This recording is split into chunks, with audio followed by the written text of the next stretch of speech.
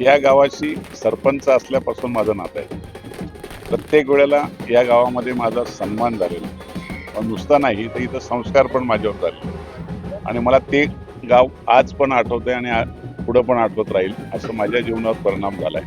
त्याच गावातली आणि ज्या घरातून संस्कार माझ्यावर झालेत त्या घरातली मुलगी आज अंबरनाथच्या करंजले पाटील यांच्या सुनबाई आणि आमची मुलगी खऱ्या अर्थाने नगराध्यक्ष झाली. याचा आनंद लोणेकरांना जेवढा आहे तेवढा मला स्वतःला झालाय आणि म्हणून मनापासून तिचं अभिनंदन करायला मला झालं.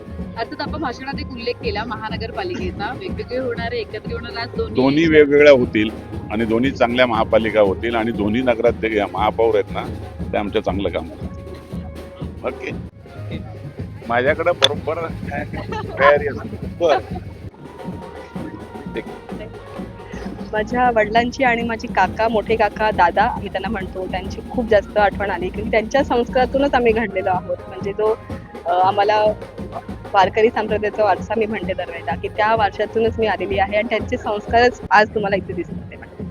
कसं वाटलं आज पूर्ण गावात मिरवणूक, म्हणजे जिथे आपण राहतोय हक्काच्या घरी तिथे आज एवढी मिरवणूक, एवढा सन्मान मिळतो. खूप सुंदर, खूप जास्त खुश आहे मी आणि खूप छान वाटतंय मला की जसं मी उल्लेख केला की आमच्याकडे हनुमान जयंतीची पालखी असते तशा पालखीचं स्वरूप आज आलं होतं आणि असताना म्हणजे प्रत्येक दारामध्ये आरती झाली आहे आणि सन्मान मिळाला आहे. खूप छान आणि रांगोळ्या असतील किंवा गाव पण सुशोभित झालेलं आहे. खूप सुंदर वाटलं.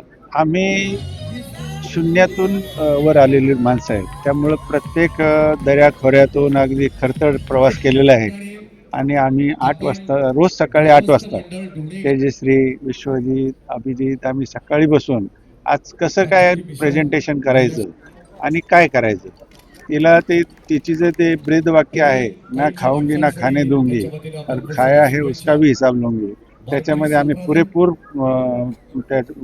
उतरू आणि अंबरनाथकरांच्या विकासामध्ये कुठेही बाधा न येण्यासाठी कतोरे साहेबांचं आम्ही मार्गदर्शन घेऊ आणि नेहमीच ते मार्गदर्शन करतात पण आता विशेष त्यांची गरज आम्हाला आहे.